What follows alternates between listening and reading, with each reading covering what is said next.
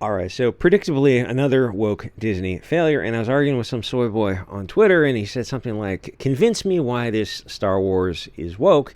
And that's a misunderstanding because the audience doesn't have to convince another audience member that Disney has to convince you to watch the show.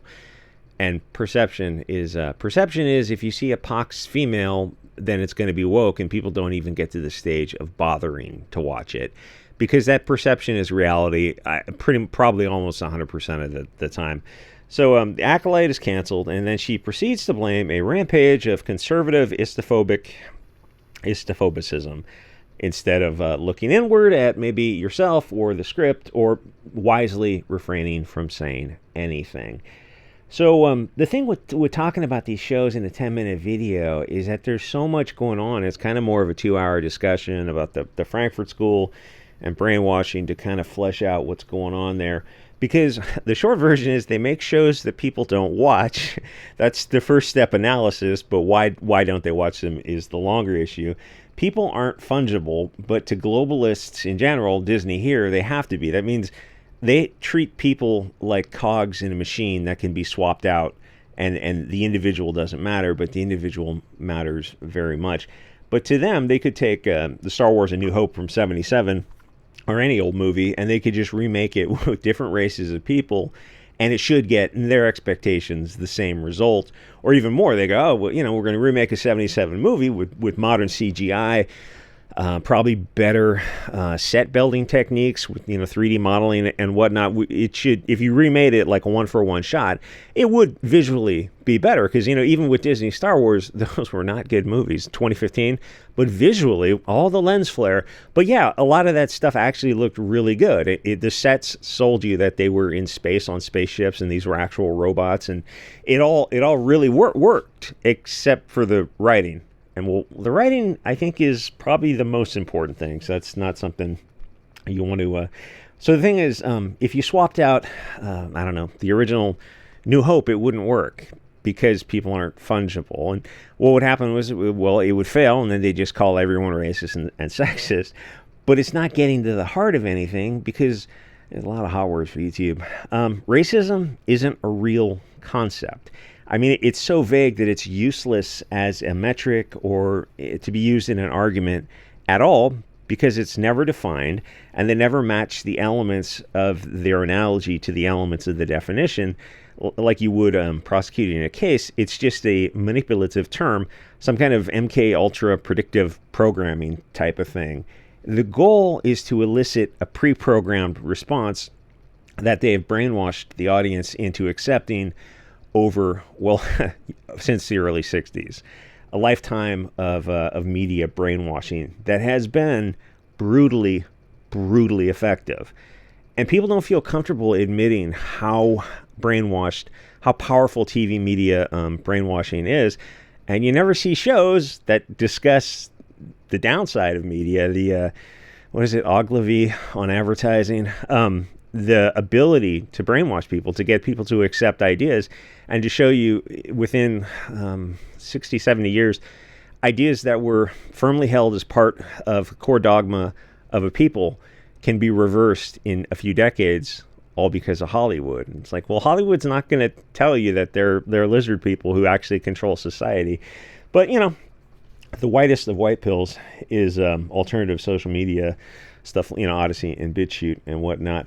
So they want to elicit this pre-programmed response that they spent 60 years brainwashing you into, all pretty much with the start of Bewitched and I Dream of Jeannie. I keep coming back to those two shows because I think they're the switch over from like Leave It to Beaver to a patriarchy to an absence of a patriarchy, because it wasn't exactly a matriarchy. It was just kind of a nothing.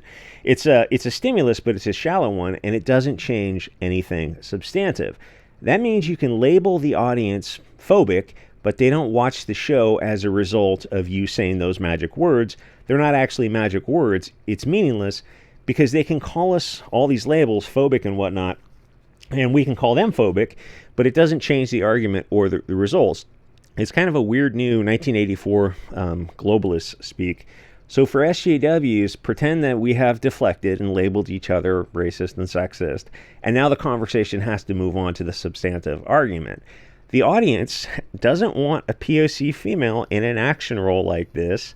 And the evidence for that hyperbolic statement is the show itself. It failed. It didn't get the watch time. It didn't get the minutes watched. And it's not getting a second season. Don't people hate diversity and girl power. Women are the objects to be rescued in classic storytelling. They can help with the rescue, but the point is to show that the man is capable and adaptable. The rescue is the man's character arc. The female is the reward. The other big thing is these shows don't happen in a cultural vacuum, and this is probably the biggest issue. And this actor with her I don't know, her Instagram whining kind of reinforces that point, because race relations are at an all-time low. People want to escape into science fiction or Hollywood in general. They don't want to be reminded of how toxic this Marxist system is. And it is. But unfortunately, these bullshies are firmly in control of Disney, Amazon, and the rest. I mean, all of Hollywood and the distribution of it and the financing of it. So this is what you end up getting. And it's so a mess that you're not going to see. You're going to see a change in Hollywood, but you're not going to see a return to good Hollywood where you see an advertisement for a movie. You go, oh yeah, that looks really cool. I don't think you're going to see that again. So I saw Rings of Power last night, and it's kind of similar in why it fails and why it's going to fail in the second season. I can't imagine they're going to take that all 5 seasons like they're supposed to. So this Acolyte actor, she gets online and she rages against conservatives and hyper divisive right now. But you never hold up a mirror and go, wait, maybe it's the narrative that Disney is putting out. It's like, obviously she's not going to say that, but again, it's better just to not say anything. So she's upset about the conservatives, in quotes, who didn't see the show. This is exactly the wrong thing to say, but she lacks self-awareness, and Disney doesn't give a shit what she says. Disney doesn't care about anything but making more of these. I don't know what the next streaming show is. It's like it's just going to be another black hole for money. Because the episodes are like almost $20 million an episode. So this was $200 million for this thing. People want Luke Skywalker and Han Solo characters because that's what started Star Wars, and that's very triggering to these obese blue-haired cat ladies. But Disney wants to put non-white characters in everything. And simply put, the audience doesn't want that. They're very pro-white, for lack of a better term. They want to. They want their tribe just like everyone else wants their tribe. And like it's in the face of this culture war where the perception is Hollywood is very anti-white. They're cognizant of that, and they're pushing back now. And people are not going to say things as bluntly as me, but that's the reality. A blonde male is going to be the best actor for the role, and a pox female is not going to be the best choice if you want to sell to a general audience. And this is brutally obvious, but almost nobody is saying it because it's not nice. But it doesn't matter if it's nice or not. People don't watch the shows, and that's the reality. Diversity sucks, and people want women in their traditional roles as the sex object to be rescued. That's a primal drive. The man is getting the girl to bang her, and she rewards him with children. This is as ancient as the universe. Pussy is a driving force that makes a lot of stories. I mean, that's the fundamental, like the core of it. Sleeping Beauty. Yeah, the real Sleeping Beauty story is a little bit darker. People are, because it's, the core is the drive to procreate, to continue the tribe by any means necessary, even if she's sleeping when you do it. So she came out of that pregnant? How did that happen? People are, not all the stories are, angelic and of the light. People, so, some, to be fair, like some of those old stories could use a little cleaning up. But a little cleaning up would be, well, she was awake and conscious and participating in the romance. Not in, what was that pirate movie with the crocodile and the clock and the pirate, the hook? What was it? Peter Pan. Not race swapping Peter Pan from, I don't know, when an English boy, I think it was set in England, to an Indian and have the Lost Boys are now black girls. But the Lost Boys, why aren't there girls on the because girls are too smart to fall out of their pram. So what are you saying about the two? Okay, so the It's like, do you think people are not? Someone on Twitter goes talking about Rings of Power, and it's crap. And people are going. This cat lady goes, yeah. Well, most people haven't read the books. Well, I mean, then nothing matters if you haven't read the Lord. I can't imagine people haven't read the Lord of the Rings books. And if that's reality, man, things are much further along than I had suspected. So they talk about representation and inclusion, which sounds like, you know what it sounds like. It sounds like bundles of sticks, and your ass is all developmentally disabled. It sounds like anti-white globalism, but let's take their argument at face value. So this is a show for pox women with braided hair. Maybe. I mean, you just look at this. You go, oh, hey, I know where we are in the culture war. The perception is Hollywood is very, very anti-white. And so I see a pox chick, and nobody's going to watch the show. They don't have to go any further than that. And then she gets on social media, and she reinforces that. And, I was thinking about, like, John Boyega during the original Star Wars, Disney Star Wars, was saying a bunch of stupid shit on his Instagram. And it's good for him that Disney didn't continue making movies with him in it, because it's like these people think they're so deep in an echo chamber that everyone is on their side. And Michael Jordan says, like the right wing also buys tennis shoes. So if this is a show for pox women, why didn't they watch the show? You'd have to ask them. I'm assuming they don't give a darn about Star Wars and don't want to see a girl in an action adventure, because let me tell you about the ladies. Women like mostly romance. And I say that from obviously personal experience, but also because of what sells to women, whether it's books or movies. It's usually romance is going to be the number one. Every once in a while something will, it's not always, it's just that's the bulk of the bell curve, is the literature and the movies that market to women successfully. Like, yeah, Barbie wasn't about romance. It was, I don't know what that was, kind of a feminist affirmation, putting them in the spotlight where they got to pretend to be Margot Robbie type of thing. And that, did really well, but usually romance, family, tribalism is kind of core to women, or being at the center of attention and being beautiful, seeing themselves as a Margot Robbie character who is desired by everyone. So the Star Wars audience was male and mostly the people of the light, but even if not white, they still want to see something that fits in the original universe. Because there's a ton of people who like Star Wars, the original trilogy, who are not white males, but that was the story that they were on board with. The same with Lord of the Rings. It's like the story is, no, the Harfoots are not black. They're supposed to be like Spanish or Portuguese or Greek or something like that.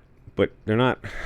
It's like, just leave this. You're stretching too much. People know what the hobbits are supposed to look like. So the Star Wars, the thing is, they want to see the original universe. Han, Luke, Leia, and you had the sidekick of Lando Calrissian, who did a great job. They don't want to see a globalist reimagination of Star Wars. Or here's the thing, Lando Calrissian, everyone liked him, great character, great actor for the role. If he was female, would it have worked? No, it wouldn't have worked back then, and it certainly won't work now, because the perception is, if POC female, then woke cancer. And it wasn't always this way. Like some of Arnold's movies, Total Recall, and there was another one. I think he used the same actress in both chicks. The Running Man. Was that the same?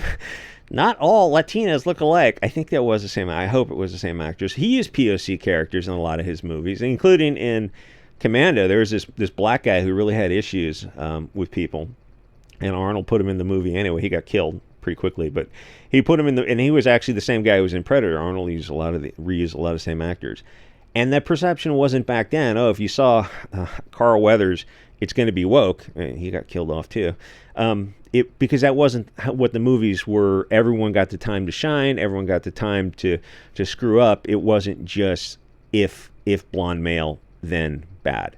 It was fair. It was a fair assessment. That's why those movies were successful for what they were. Nobody wants to see diverse girl power. And getting mad at the messenger doesn't change anything. And on Twitter, these people get very upset, but then you ask them, well, why didn't the left go support these movies? And they don't have an answer to it. So when I say that Disney needs to make movies as if they love white people, or if after watching Disney shows, the perception comes across that, oh, they're fair and balanced. And that's not the perception now. And you have to love the original source material. And that's kind of why this video would have to be hours long to really get into it, because they don't love people of European descent, nationalists, Christians, any sort of straight male, and they definitely don't love the source material. They don't want to just make their own thing, because evil can't create. So they can't make a good movie because they're anti-white globalists. That is their core dogma. Disney, from the top to the bottom, or Amazon is the same, or so is Warner Brothers or Netflix. They are far toxic left-wing globalists. It's going to be in everything they make, and unless there's a strong director who has the power to refuse it, like Wolverine and Deadpool, that one kind of slipped through the cracks, and you're not going to see a repeat of that, I don't think. And if the truth is offensive to these people, it's not the truth in their minds. They believe in a consensus reality, not in a objective reality. So if you say something like, hey, we really love our tribe of people of the light, and we want to see us in positive roles, and it's time to put the nons in the negative roles, it's just the blue screen windows of death for them. They don't know where to go with that, because they hate us.